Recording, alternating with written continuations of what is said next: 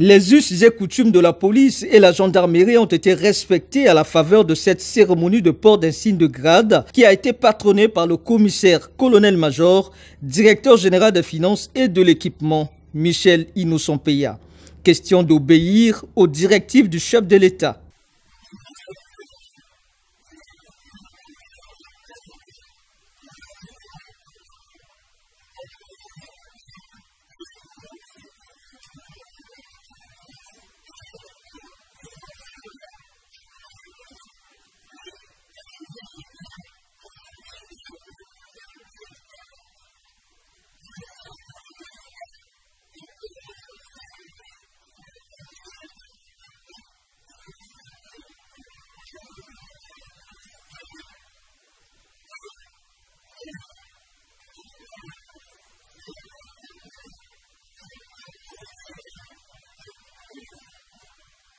Numéro 2024-126 du 27 mars 2024 portant nomination des officiers de la police nationale et de la gendarmerie nationale au titre de l'année 2024, deuxième trimestre 2024. Le président de la République, vu la Constitution, sur proposition du Conseil de commandement, sont nommés à titre définitif pour compter du 1er avril, deuxième trimestre 2024. Ministère de l'Intérieur, de la décentralisation locale. 2. Lieutenant-colonel de police, commandant de police au CEBI Ondongo Ferdinand. Capitaine de police Makani Médard. Capitaine de police Akoli Guy Médard.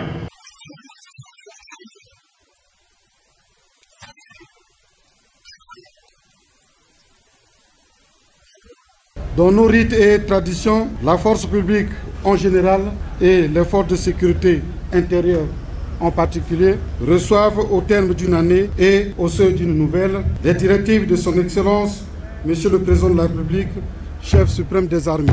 Directives qui sont prescrites dans la feuille de route annuelle de Monsieur le ministre de l'Intérieur, de la décentralisation et du développement local, à savoir la discipline comme force principale des armées, la protection de la population et leurs biens comme sacerdoce de notre serment juré. Au quotidien, ce savoir s'acquiert au rassemblement. Nous insistons pour dire que le soldat s'informe au rassemblement. C'est l'occasion noble par laquelle nous vous communiquons les directives et instructions de notre hiérarchie. La symbolique du rassemblement est aussi celle qui donne le sens à l'harmonie entre la population et la police. Donc, nous devons faire preuve de fidélité, d'amour, d'abnégation envers notre population. Comme vous le savez, la population et la police sont intimement liées et elles ont, à ce titre, un destin commun. Ce que nous appelons respectivement la loi des 2 P. P comme la population, P comme la police. Ces 76 policiers ont été promus au grade de lieutenant-colonel, commandant, lieutenant, adjudant et brigadier-chef, reconnaissant ainsi leurs compétences et leur engagement envers la sécurité publique. Une occasion pour le commissaire colonel-major Michel Innocent-Peya d'insister sur la relation population et police. Population et police forment au sein de notre nation, au sein de notre mère patrie, un mariage des 2 P inséparables fondus l'un dans l'autre. Il n'y a pas de police sans population, il n'y a pas de population sans police. Elles sont aussi les enfants des mêmes sangs, car le premier policier, c'est la population. C'est un couple engagé pour le mariage, le bonheur et le pire. Alors, si l'un devient un danger pour l'autre, il n'y a plus de mariage, plus de cohésion, plus d'unité. On ne reconnaît l'existence de l'unité lorsque l'un rassure l'autre. Or, si nous sortons de notre serment, c'est que nous n'avions plus notre place au sein de notre corporation. Le soutien de l'homme doit faire l'objet de notre attention particulière. Nous devons rassurer notre population, notre loyauté, notre dévouement, notre engagement ferme à lui servir.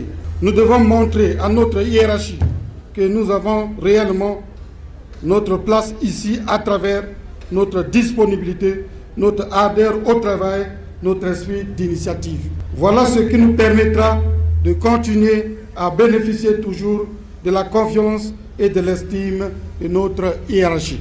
Comme un père de famille, Michel Linosson-Peya a félicité les nouveaux promus pour avoir bénéficié de cette distinction de la hiérarchie. Quant aux non-promus, il leur a demandé de se mettre résolument au travail car ce n'est pas une fin en soi. Aux nouveaux promus de ce deuxième trimestre 2024, je vous félicite au nom de Monsieur le ministre de l'Intérieur, de la décentralisation et du développement local et vous encourage de continuer à travailler avec ardeur, amour et esprit de sacrifice.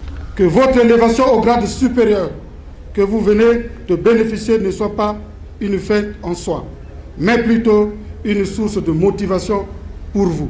À ceux qui n'ont pas été promus, redoublez d'efforts. Votre volonté est le chef et l'assurance de la réussite. Vous n'êtes pas oubliés. Vous devez faire montre de votre savoir-faire et de votre savoir-être pour mériter les années à venir de la confiance de notre hiérarchie. Toujours au cours de son discours, Michel Linosson-Peya, commissaire-colonel-major, a fait état des innovations sur la situation sociale du soldat, conformément aux directives du ministre de l'Intérieur.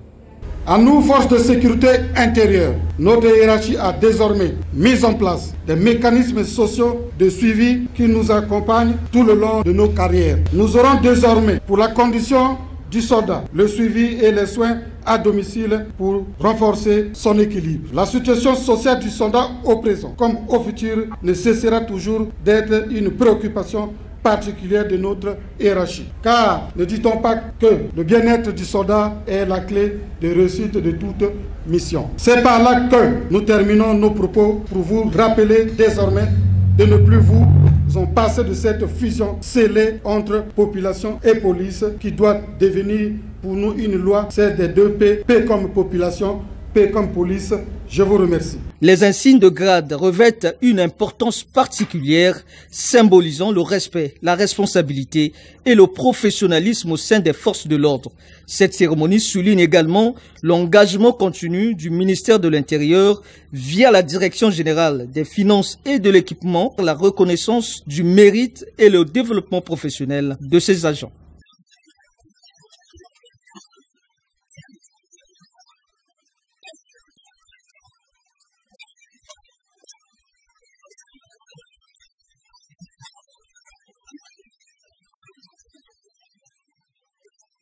Cette journée symbolique pour la police, où la fierté et le sens du devoir ont été célébrés, a été pour ces 76 hommes et femmes en uniforme une nouvelle étape dans leur engagement envers la protection de la société, comme l'a souligné ce nouveau promu. Quand vous êtes élevé à un grade supérieur, vous ne pouvez qu'avoir la satisfaction, avoir la joie. Le secret, c'est seulement être assidu dans le travail, être toujours présent au service, respecter les ordres de la hiérarchie, avoir toujours l'amour du travail bien fait. Peu avant le baptême des nouveaux promus, Michel Linosson-Peya, commissaire-colonel-major, directeur général des finances et de l'équipement, ainsi que le commandant de la garde républicaine, le général de brigade Basile Boka, ont effectué une visite des travaux de ce bâtiment de 7,50 m sur 26 qui abritera les services de la garde républicaine. Équipé, ce bâtiment qui est offert par le ministère de l'Intérieur est réalisé par la Direction générale des finances et de l'équipement pour garder au beau fixe les rapports entre la police et la garde républicaine.